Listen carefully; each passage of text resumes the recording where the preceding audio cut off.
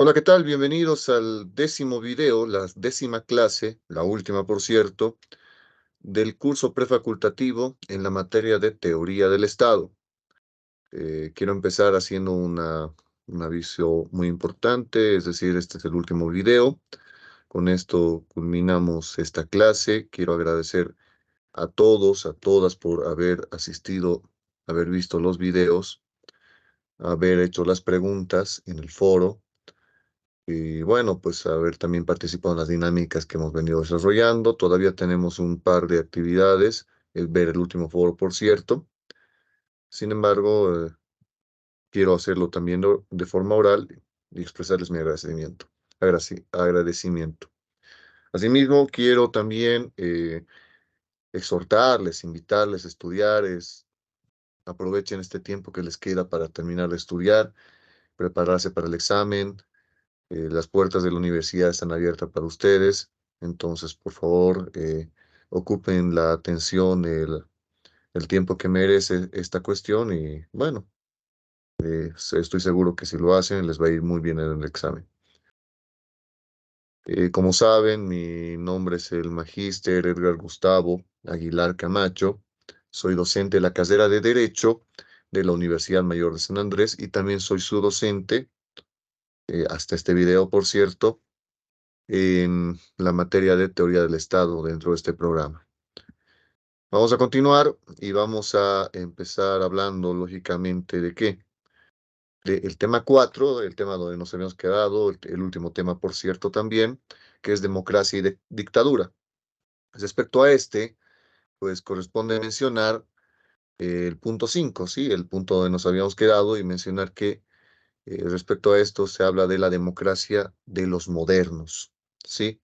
El argumento que ya se había vuelto clásico contra la democracia consistía en la afirmación, nos dice, de que el gobierno democrático únicamente era posible en los estados pequeños. Claro, porque si se recuerdan, cuando hablamos de democracia, pues estamos hablando de que el gobierno, donde obviamente quien toma las decisiones es la mayoría, ¿no? El pueblo. Entonces, bueno, y lógicamente, mientras más grande sea un estado, mientras mayor población tenga este, pues resulta bastante complicado, por decirlo menos, de que se pueda desarrollar, que se pueda realizar todas las actividades que crean conveniente. Eso lo dice Bobbio en la página 210.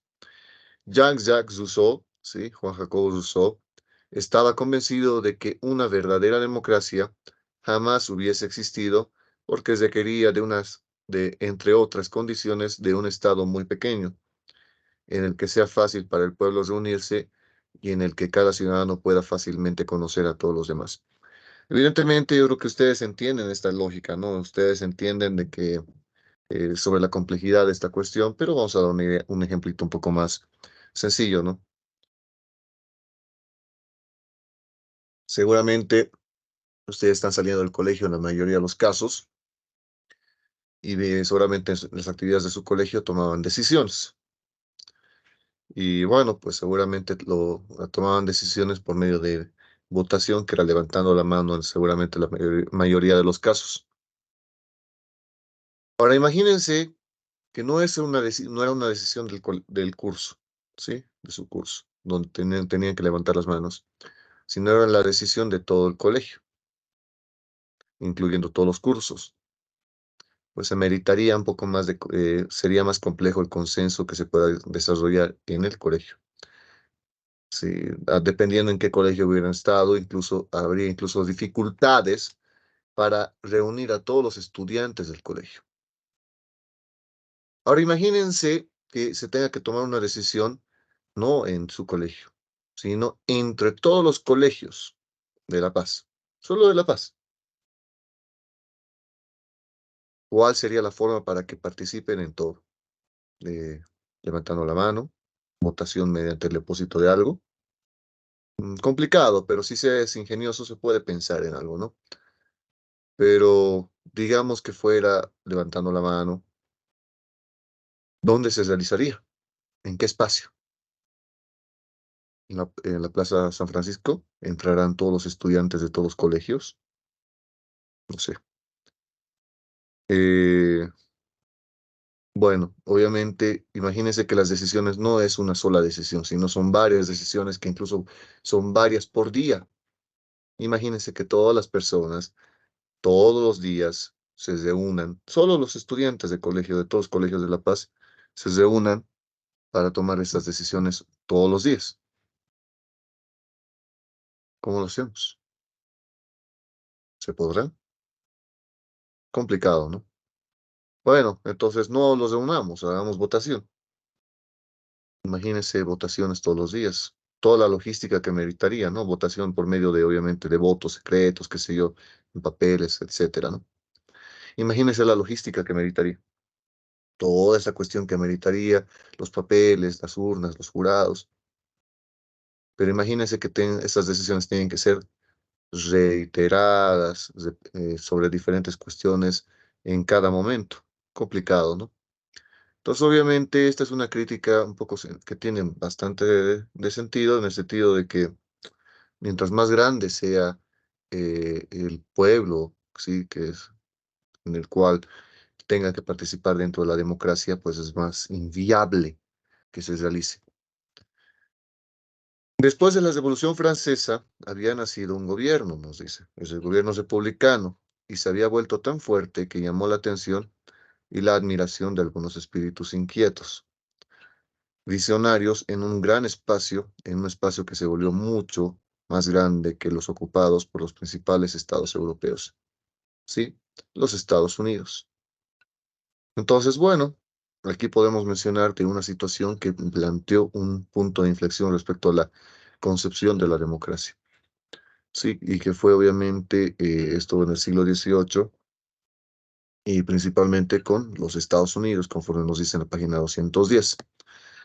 En algunos de los padres fundadores de este nuevo estado, es decir, Estados Unidos, pues que demostraron en las contiendas teóricas y en las construcciones constitucionales conocer bien el pensamiento clásico y moderno, quisieron que no se confundiese la república que ellos contemplaban, ella en la que habían metido las manos con la democracia de los antiguos. Sí, Madison, sí, que uno son de los padres de Estados Unidos, por cierto, y que tiene una obra bastante conocida principalmente para los que estudian ciencia política, ¿sí? Es El Federalista. Sobre la democracia de los antiguos no se distingue de los más acérrimos antidemocráticos, ¿sí? Dice, las democracias, dice conforme a lo que cita Bobbio, por cierto, las democracias siempre han ofrecido un espectáculo de turbulencia y desidia, siempre que ha mostrado en contraste con toda forma de garantía de las personas y de las cosas. Han tenido una existencia tan breve como violenta. ¿Por qué? Porque estamos analizando esta democracia de los antiguos, esa democracia que les he dado ese ejemplo de los estudiantes de un colegio, ¿sí? Una democracia que obviamente se podía pensar en la polis griega, ¿sí? De las ciudades-estado griegas, donde obviamente, como eran ciudades-estados, cada una era obviamente una comunidad política, una institución política. Y bueno, pues en ese caso, sí podía celebrarse esas actividades que les he dado el ejemplo con relación a los colegios.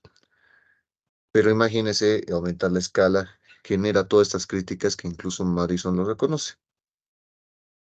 Entonces, ¿qué sucede? Para la forma de gobierno que Madison llama democracia, siguiendo la elección de los clásicos que llega hasta Rousseau, era la democracia directa, ¿sí? Esa democracia directa, recuerden el término, la idea.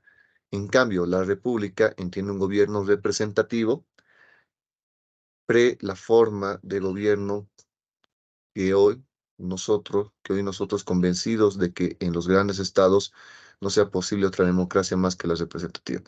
A ver, más allá de que creo que está un poco mal copiado esta cuestión de las presentaciones, aclarar algo, ¿no? Eh, entonces, ¿cuál era la democracia de los antiguos? La democracia que ha meditado estas críticas, incluso por Rousseau, era la cuestión de la democracia directa, donde las personas en todas las actividades políticas, en todas las decisiones políticas, es decir, para gobernar, gobiernan todos. Y bueno, pues en ese sentido, pues se entendería como democracia directa. ¿Por qué? Porque es el pueblo que directamente gobierna, ¿sí? O al menos directamente toma las decisiones del gobierno. Pero bueno, en cambio, a la democracia, que también se la conoce como tal, y la que ha sido tomada por parte de Estados Unidos, esta es una democracia que, bueno, se la conoce como la representativa y a riesgo de adelantar un término, democracia indirecta, ¿sí? Que les adelanto también la idea para que comprendan todo lo que voy a mencionar más adelante.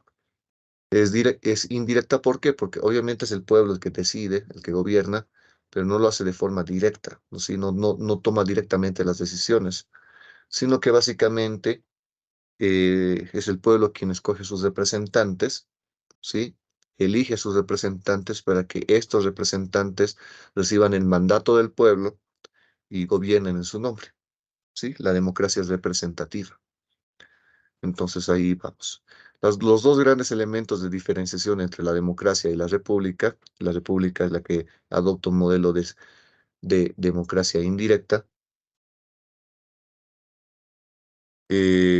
son las siguientes. El primero, en primer lugar, el caso de esta última, hay una delegación de acción gubernativa, ¿sí? Es decir, de la república, y un pequeño número de ciudadanos elegidos por los demás. En segundo lugar, ella puede extender su influencia sobre un número mayor de ciudadanos sobre una mayor extensión territorial. Entonces, bueno, se nota, ¿no? Se entiende esta cuestión de tener una participación indirecta por medio de los representantes. Existe un vínculo necesario entre los el estado representativo o república y las dimensiones del territorio, y que por tanto la única forma de gobierno no autocrática posible en un gran estado sea el gobierno representativo, ¿sí? Que es una forma de gobierno democrático corregido, moderno, moderado o limitado, y en cuanto a tal hecho, compatible con un territorio muy vasto y una población numerosa. La república, que es la democracia indirecta o la democracia representativa, para que recuerden, no sea tanto una forma opuesta a la democracia, sino que sea la única democracia posible, ¿sí? La posible en determinadas condiciones de territorio y población. Claro, porque nuevamente, ahora aumentemos el ejemplo del colegio. Ya no todos los estudiantes de la ciudad de La Paz, sino todos los estudiantes de Bolivia. ¿Cómo hacemos? ¿Cómo los trasladamos de Santa Cruz, de Beni, de Pan, Tarija, etcétera? Para tomar siempre todas las decisiones. ¿Cómo lo hacemos? Entonces, obviamente, es prácticamente inviable. Entonces, ¿qué nos plantea esta democracia indirecta, la representativa, la república?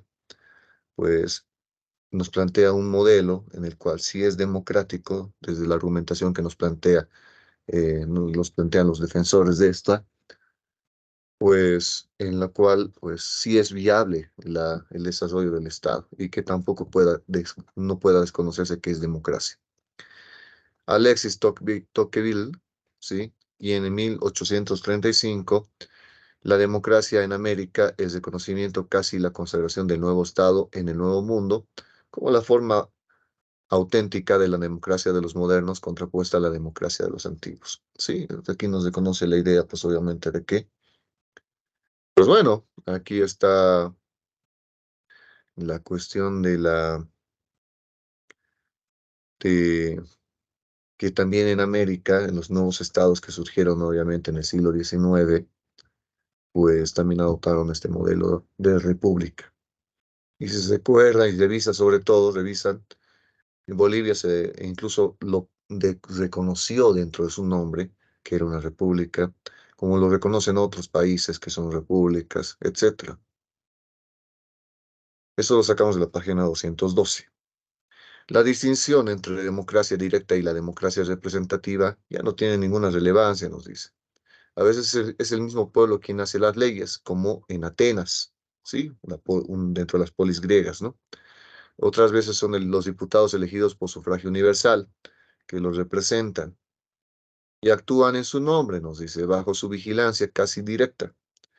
Lo que cuenta es que el poder esté, de hecho, directamente o por interpósita persona en las manos del pueblo, que rija como la ley de las leyes el principio de soberanía popular, donde la sociedad actúa sobre sí misma, ¿sí? Esto es importante, el principio de soberanía popular, en la cual obviamente reconoce que el soberano es el pueblo, ¿no? Y por cierto, si ustedes revisan la Constitución, pues obviamente hemos adoptado esta misma cuestión, la Constitución actual, ¿no? Y bueno, sobre todo expresar la idea de buscarlo en otra parte. La democracia de los antiguos, que al estar basada en el gobierno de la Asamblea, no reconoce algún ente intermedio entre el individuo y el Estado. Por eso es directo, pues porque si se conociera un intermediario, pues no sería directo.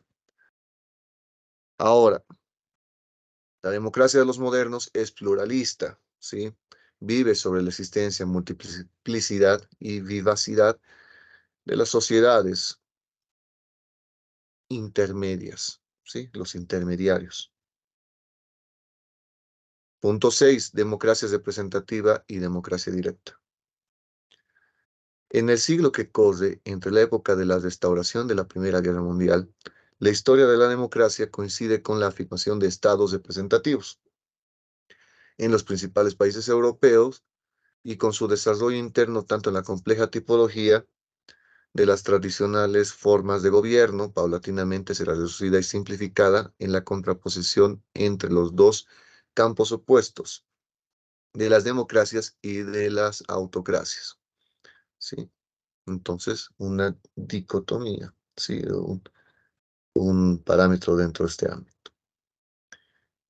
En el Estado representativo, como se fue consolidando progresivamente en Inglaterra y difundiéndose a través de los movimientos constitucionalistas de las primeras décadas del siglo XIX, en la mayor parte de los estados europeos conoció un proceso de democratización, nos dice, que se desarrolló en dos líneas. La ampliación del derecho al voto, nos dice, hasta llegar al sufragio universal masculino y femenino, y el avance del asociacionismo político hasta llegar a la formación de partidos de masas y reconocimiento de su función pública.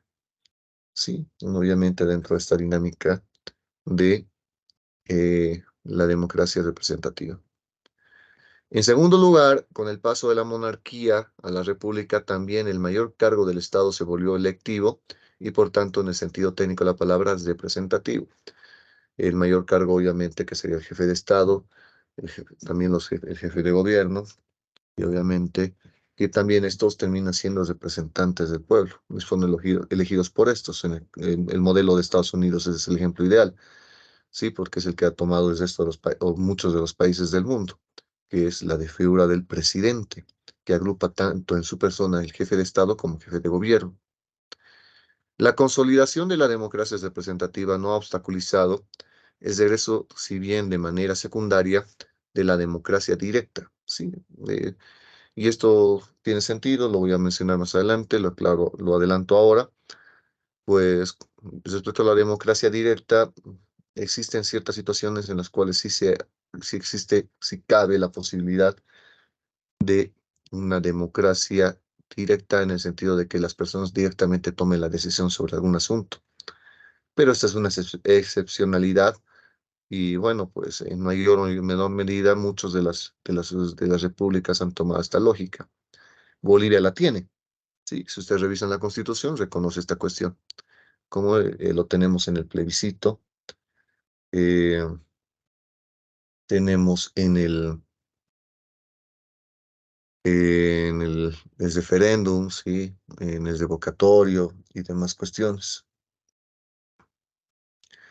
La democracia verdadera jamás ha venido a menos, nos dice, y ha sido mantenido eh, con vida por grupos políticos radicales, siempre han tenido la tendencia a considerar la democracia representativa no como una adaptación inevitable del principio de soberanía popular a las necesidades de los grandes estados, sino como un culpable o errónea desviación de la idea original del gobierno del pueblo, para el pueblo y por el pueblo, que esto es una frase que se la reconoce obviamente o al menos se las relaciona con una autoridad, un expresidente de Estados Unidos. Se les invito a ver si que averiguan de quién es.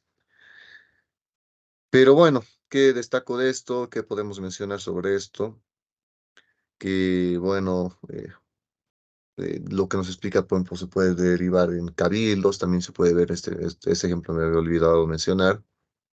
Y bueno, esto sacamos de la página 216. Frecuentemente la democracia directa, nos dice, ha sido contrapuesta como forma propia de futura democracia socialista, a la democracia representativa condenada como una forma imperfecta, reducida y engañosa de democracia y como la única forma de democracia posible en un estado de clase como es el estado burgués. Bajo el nombre genérico de democracia directa se encuentran todas las formas de participación en el poder que se resuelven en una u otra forma de representación. Y bueno, ya estamos ingresando a unas observaciones desde la perspectiva socialista respecto a esto de la democracia. El gobierno del pueblo, a través de los delegados investidos de mandato imperativo y por tanto revocables, nos dice, el gobierno de asamblea, es decir, el gobierno no solo sin representantes irrevocables y fiduciarios, sino también sin delegados, el referéndum. De estas tres formas de democracia directa, las tres formas dentro de lo que nos explica Bobbio, la primera fue acogida por la Constitución Soviética que actualmente la rige. Recuerden que habla en presente de la Unión Soviética, porque pues, seguramente para la época del libro, eh, obviamente todavía existía, ¿no? La segunda normalmente pertenece a la primera fase de los movimientos colectivos, a la fase del llamado Estado naciente, anterior a la institucionalización de la que son ejemplos recientes movimientos de protesta de los estudiantes y los comités de zona o de barrio de las grandes ciudades. La tercera fue incluida en algunas constituciones de la posguerra, como la italiana.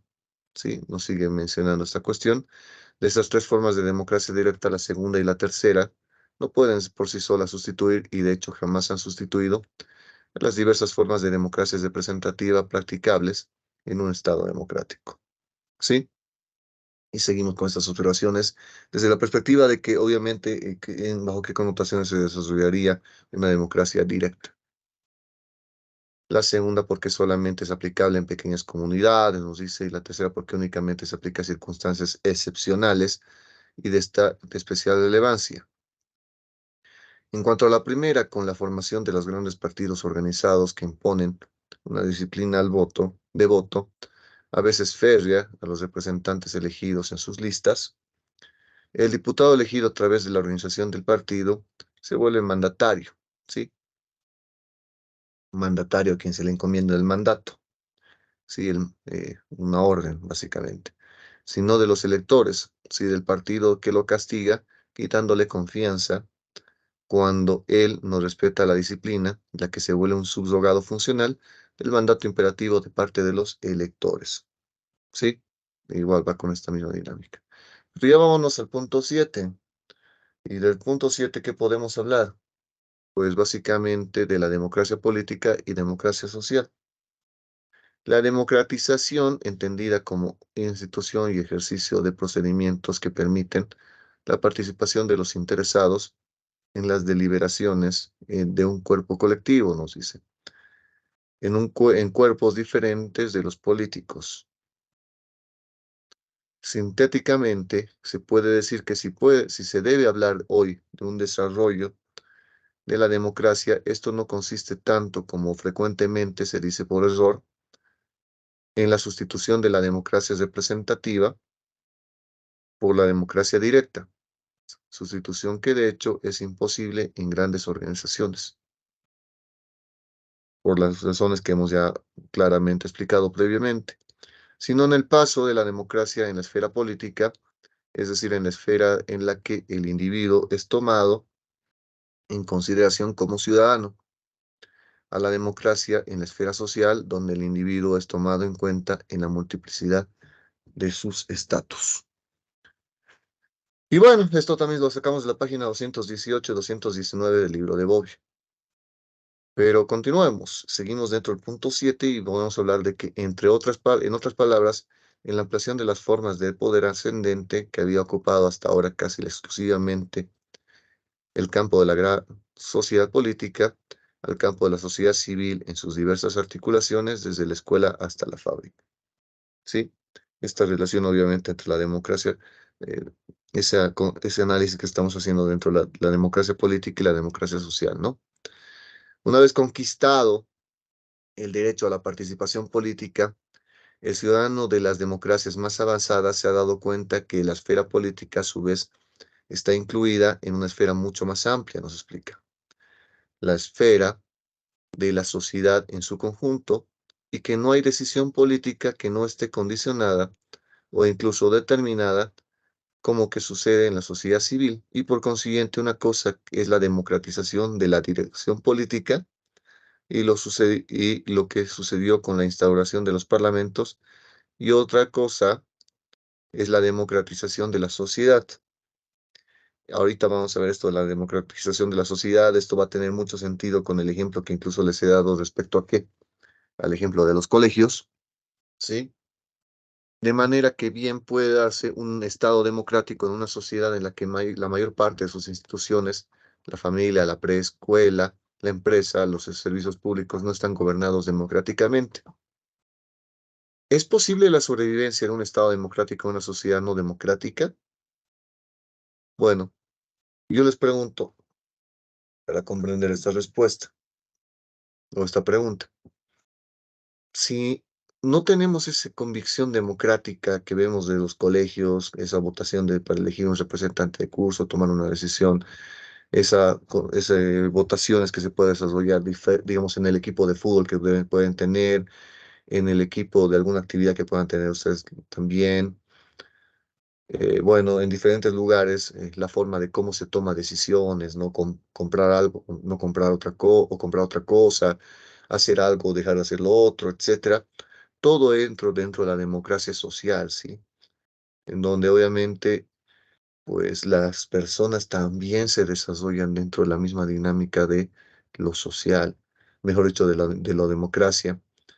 Entonces, imagínense que no tuvieran esa costumbre en la sociedad civil de tomar decisiones por vías democráticas y lo hacen en cambio y, no, y obviamente prefieren hacer de otra forma, pero que en el Estado sí tenga una democracia política, pues aquí está la pregunta.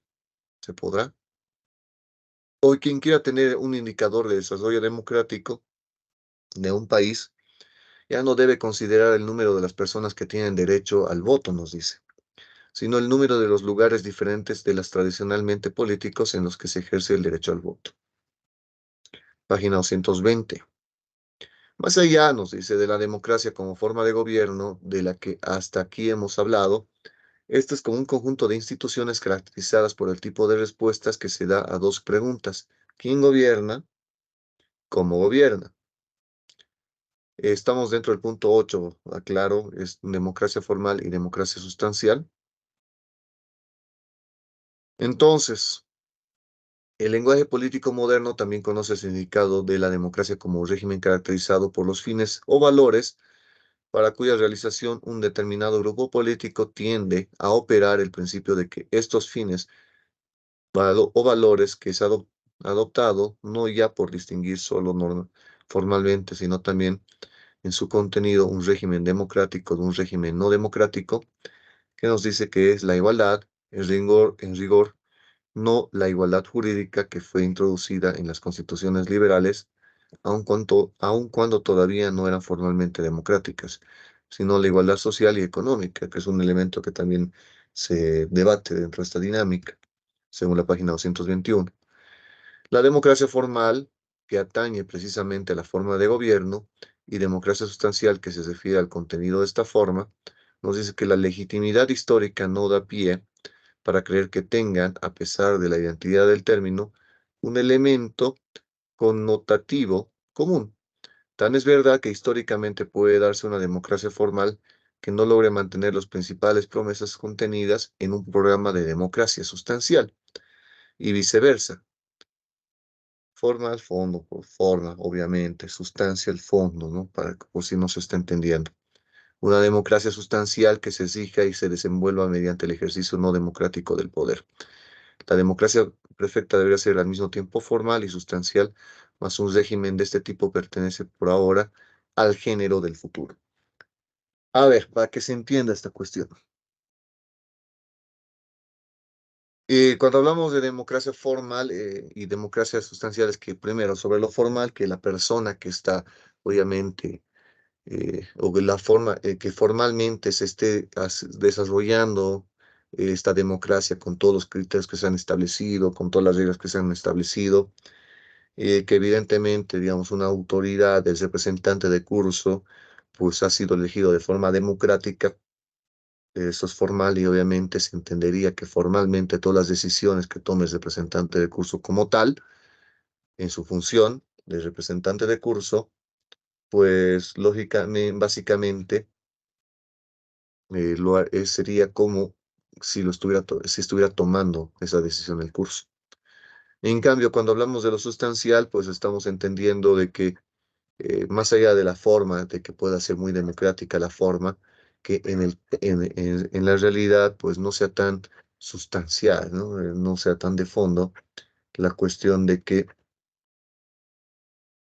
pues bueno, la persona, este representante de curso, pese a haber sido elegido democráticamente, tome decisiones que incluso vayan contra los intereses de su curso, que se llama que no cumpla con lo que espera su curso de él, que no considere lo que quiere el curso, etcétera. Entonces va al fondo, ¿no? A las decisiones en el fondo. Punto 9, dictaduras de los antiguos. ¿Sí? Hablemos de dictaduras, ¿no? Ya pasamos democracia, vamos a hablar de dictadura. La teoría de los antiguos, de las formas, mejor dicho, de gobierno en su prescriptivo, simplificó la tipología tradicional y se polarizó, como ya hemos visto, o como ya se ha dicho, alrededor de qué? De la dicotomía democracia-autocracia.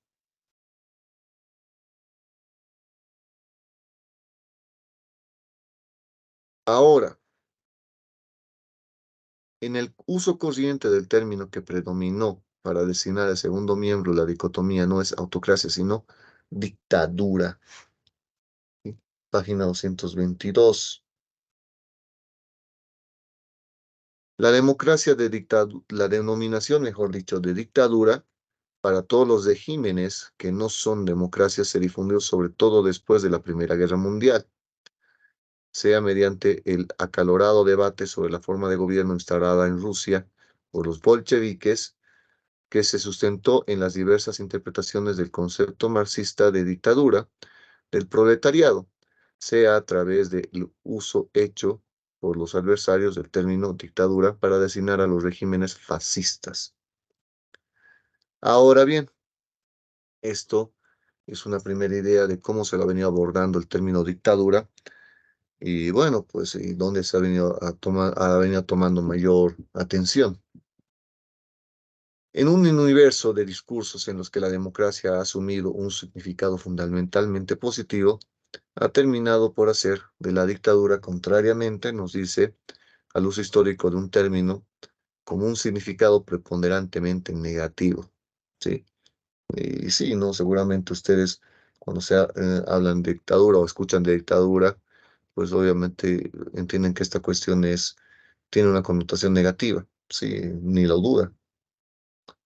Entonces, también dictadura como por lo demás, tiranía, despotismo y autocracia es un término que nos llega de la antigüedad clásica, pero a diferencia de estos últimos, tuvo originalmente durante siglos connotación positiva. En Roma se llamó dictador a un magistrado extraordinario instituido alrededor de 500 antes de Cristo, que duró hasta finales del siglo III antes de Cristo, que era nombrado como los cónsules en circunstancias excepcionales como podía ser conducido la guerra, el dictador Rei Publicae Iudicae Causa, o la sofocación de revuelta, el dictador Exceptiones se dan de causa, ¿sí? Entonces, cuando se establecía un dictador, un dictatore, era pues obviamente en la dinámica, en la cuestión de o bien defensa de Roma frente a problemas extranjeros o el mantenimiento del orden público, ¿sí? Entonces esas eran las dos razones. Y atribuía por lo excepcional de la situación poderes extraordinarios. Lo exorbitante del poder del dictador era contrabalanceado por su temporalidad, nos dice. El dictador era nominado solamente por la duración de la tarea extraordinaria que se le confiaba y de cualquier manera no más allá de 6 meses o la duración en el cargo, pues, del cónsul que lo había nominado. Sí, es decir, el dictatore tenía pues un límite de tiempo, no establecía obviamente que no iba a ser perpetuo, porque obviamente desnaturalizaría al Estado, a Roma. Brevemente, las características de la dictadura romana eran estado de necesidad con respecto a la legitimación, ¿sí? Plenos poderes en referencia a la amplitud del mandato, unidad del sujeto investido del mandato y temporalidad del cargo, ¿sí? Las características que se les reconoce, lógicamente, a quienes, a los dictadores, cuando hablamos de Roma. El tirano es monocrático, nos dice, ejerce un poder absoluto, pero no es legítimo, tampoco es necesariamente temporal. El déspota es monocrático, ejerce un poder absoluto, es legítimo, pero no temporal. ¿Sí? Entonces, ¿qué es la cuestión? Aquí nos hablamos, ya vamos a distinguir con relación al tirano, o que obviamente desde la perspectiva que venimos explicando, y hablar que obviamente que no es legítimo, tampoco es necesariamente temporal. El déspota es monocrático, ejerce el poder absoluto, es legítimo, pero no temporal. ¿Sí? Entonces, bueno, esas tres formas tienen un común, la monocraticidad, ¿sí? Uno solo. Y lo absoluto del poder, pero la tiranía y la dictadura se diferencian porque la segunda es legítima y la primera no. Desde la perspectiva de los romanos, de la explicación de los romanos, el despotismo y la dictadura se distinguen. ¿Por qué? Aunque siendo ambas legítimas, el fundamento de legitimidad del primero es de naturaleza histórico-geográfica, en cambio del segundo, sí, es de la dictadura, es el estado de la necesidad. Entonces aquí tenemos una diferencia respecto a lo que nos plantea Bobbio, de los términos tiranía, despotismo y obviamente dictadura. Pero bueno, algo que también tienen que recordar que esto después de la dictadura, que si bien no establecía el modelo romano, sí, en el cual obviamente tenía su temporalidad, conforme a lo que nos explicó Bobbio, pues hay una cuestión que no sé si ustedes vieron en la película, que es un poquito antigüita, sobre todo para ustedes, para mí no tanto, es la película, El Caballero de la Noche, ¿sí? Es una película, es basada en un personaje ficticio que es Batman. Y bueno, pues en esa película, que es una película de Christopher Nolan y es actuada por Christian Bale, está cenando Christian Bale o obviamente Bruce Wayne junto con Rachel, si no me equivoco es el personaje de la cual obviamente Bruce Wayne estaba enamorada, y estaba el fiscal del distrito, que es Harvey Dent. No sé si vieron esta cuestión, si me lo dicen, me lo comentan, a ver si han alcanzado a ver esta cuestión, esta película. Y bueno, y están hablando y están conversando precisamente sobre Batman y, y hablan pues precisamente justamente de esta partecita, ¿no? De que en estados de necesidad, pues los romanos instituían una autoridad que era el dictador, obviamente, se lo destinaba para solucionar estos inconvenientes.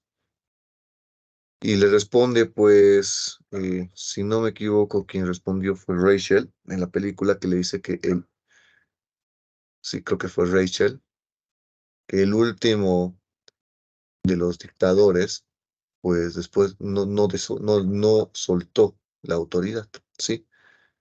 Se quedó se quedó de forma perpetua con el poder y cambió la dinámica de Roma para esa época. Y bueno, pues aquí es un ejemplo, ¿no? De que nada, nada iba a ser permanente y obviamente por eso hablamos de la dictadura de los antiguos. Creo que ahí termina esto y eso creo que eso no es tan importante, pero solamente para recordar lo que dice, mueres siendo un héroe o vives lo suficiente para convertirte en un villano, creo que es el eslogan, esa partecita que nos dice después de esa situación. Continuemos. La dictadura moderna, como muestra claramente la historia de esta magistratura y interpretaciones clásicas que han dadas, dadas ella, el dictador ejerce poderes extraordinarios, pero únicamente en el ámbito de su función ejecutiva, no de la legislatura. Así Maquiavelo, como Rousseau, se este límite escribiendo, creo que es un error de transcripción, escribiendo primero como se ha visto que el dictador no podía hacer algo que alterase instituciones del Estado, nos explica.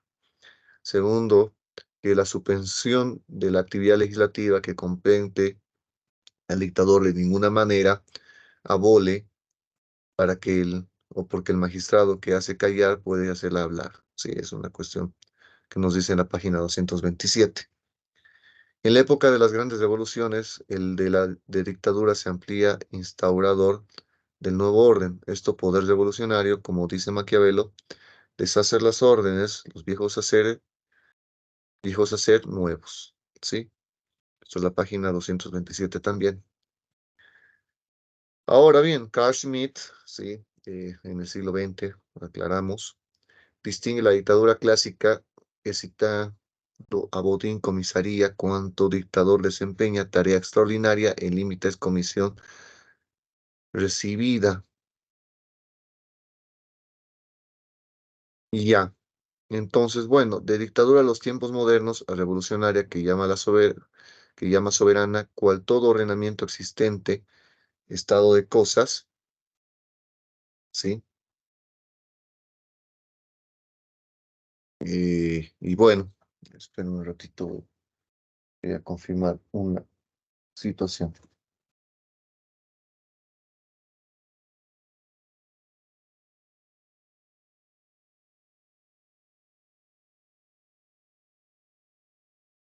Y bueno, mientras que estoy llegando, vamos en la página 227. Y bueno, me voy a apoyar de mi textito, como lo pueden ver. Y pues estamos hablando de nuestro querido Carl Schmitt, ¿sí? Distingue la dictadura clásica que llama citando Bodino, comisaría, en cuanto el dictador desempeña su tarea extraordinaria en los límites de la comisión recibida, ¿sí? De la dictadura de los tiempos modernos o revolucionaria que llama soberana, lo cual ve el ordenamiento existente un estado de cosas que debe remover completamente con su acción. Y bueno, ¿qué más nos dice? Y por tanto, no suspende una constitución vigente basándose en el derecho contemplado en ella y por ello constitucional, sino que aspira a crear un estado de cosas en el que sea posible imponer una constitución considerada auténtica. Ahora bien, más adelante también, a finales de la página 227, inicios y principios de la página 228, nos dice que también la dictadura revolucionaria nace estado de necesidad, nace de un estado de necesidad y ejerce poderes excepcionales y por su naturaleza temporal o temporales, entre paréntesis, por lo menos en los propósitos iniciales, cerramos paréntesis, y, y por tales motivos adjudican el nombre de dictadura, pero la misión se le atribuye a mucho más, a una misión mucho más vasta, ¿sí? Ya no es la de remediar la crisis parcial del Estado, sino como puede ser una guerra exterior o una rebelión, sino la de resolver una crisis total que cuestiona la existencia misma del régimen determinado. Bueno, si ya he revisado, está un poco mejor la redacción de la página 228. Hubo unos inconvenientes en la presentación de la página respecto a la página 227. Pero independientemente de ello, que les puedo mencionar, pues básicamente es ese tránsito que les venía mencionando, ¿no? Ese carácter temporal que se tenía de la dictadura antigua a ese cambio de esa dictadura a una crisis, a una cuestión que ya va más allá de una temporalidad, de una excepcionalidad. Esta disociación entre el concepto de dictadura y el concepto de poder monocrático debe ser subrayada porque indica el paso de uso clásico del término que fue aplicado después de la Revolución al régimen introducido por Napoleón, ¿sí? E interpretado como dictadura militar al uso moderno divulgado mediante los escritos de Marx y Engels, en los cuales el término usado en expresiones como dictadura de la burguesía y la dictadura del proletariado ya no hacen referencia a una persona, tampoco a un grupo de personas, sino a una clase. Otra forma por la cual obviamente se aplicó el término dictadura, ¿sí? Obviamente en los trabajos de los socialistas, principalmente como hemos destacado Marx y Engels, como nos destaca de hecho Bobbio, no más que nosotros. El carácter distintivo más importante entre la dictadura clásica y la dictadura moderna radica en la expresión, en la extensión, mejor dicho, del poder, que ya no es solamente circunscrito a la función ejecutiva, sino que se extiende a la función legislativa e incluso constituyente. Sí, esto es muy importante. Si solo se limita a lo ejecutivo o sino también a lo legislativo. Bonarroti, sí, en su libro, en la página 11, mejor dicho, en el capítulo, en el punto 11, mejor dicho, dictadura revolucionaria, Bonarroti, que ya lo hemos citado en una situación previa, en el libro de Conspiración por la Antigüedad, por la Igualdad, según Leboeuf, en 1828, era extremadamente clara la idea de que la revolución debía ser realizada por un grupo de hombres, al mismo tiempo entusiastas e iluminados, nos explica, y que luego de la explosión revolucionaria debía venir un estado transitorio, caracterizado por el ejercicio de poderes excepcionales, concentrados en las manos de pocas personas, el verdadero y propio antecedente histórico del estado de transición de Marx y en Lenin. Finalmente, que la nueva sociedad de los iguales debía ser instaurada solo después de que la dictadura revolucionaria hubiese logrado eliminar, recurriendo si fuese necesario la violencia, de lo cual obviamente sabemos que se vale una dictadura, no solamente contra los opresores del pueblo, sino también contra el pueblo, considerando incapaz de regenerarse por sí mismo. Sí, una concepción un poco pesimista del pueblo y de la capacidad del pueblo, pero bueno, esto nos plantea en la página 230 Norberto Bobbio. Para superar las dificultades que se interpone al éxito de la revolución es necesaria la fuerza de todos, nos explica. Pero toda la fuerza no es nada si no está dirigida por la voluntad fuerte, constante, ilustrada e inmutable, y que son necesarias muchas reformas antes que de la voluntad general pueda ser emitida y reconocida. Gobierno revolucionario de los sabios, nos explica, consiste en la preparación de la nueva constitución que debería concluir en la fase revolucionaria, mostrando así por encima de cualquier duda que la característica fundamental de la dictadura revolucionaria es el ejercicio del poder soberano por excelencia, que es el poder constituyente. Sí, que esta dictadura obviamente apunta también obviamente al campo del legislativo y sobre todo constitucional, lo que nos comentaba previamente, lo que hablábamos, que no solamente se queda en el ámbito ejecutivo. En el primer uso de la dictadura para designar la dictadura revolucionaria, también y también a la dictadura militar, retomó los beneficios de los cuales gozó el magistrado rumano, nos dice.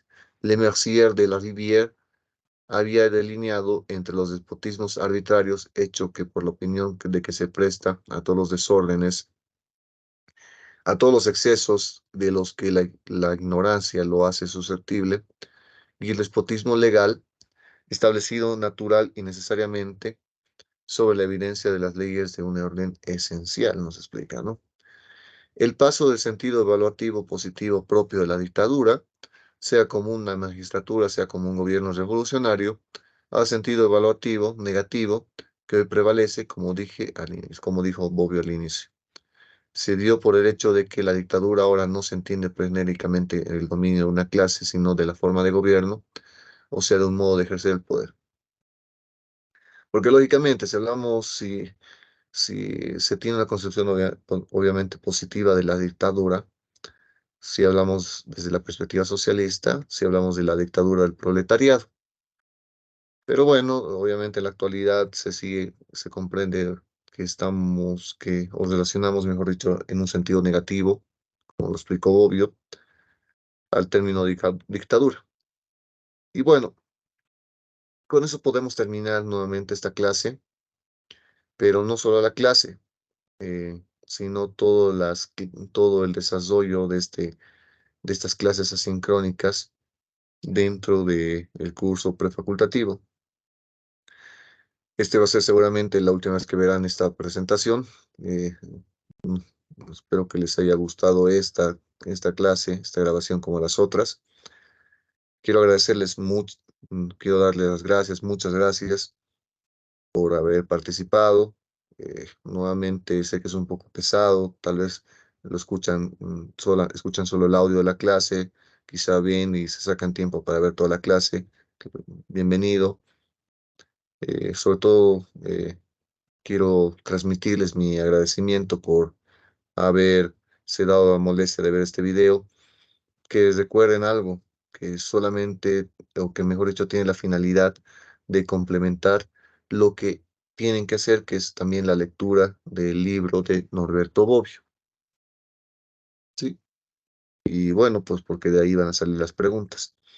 Y esta clase principalmente ha venido a ayudarles a comprender este libro, a comprender lo que nos quiere decir, a comprender las cuestiones que nos explica y donde también se ha reforzado esta absolución de dudas, ¿sí? Esta resolución de dudas ha sido en el foro. Y como siempre les decía, si tienen alguna pregunta, nos vemos en el foro, pues obviamente para este video también les voy a ver en el foro y les voy a responder. Es un gusto haber compartido este tiempo.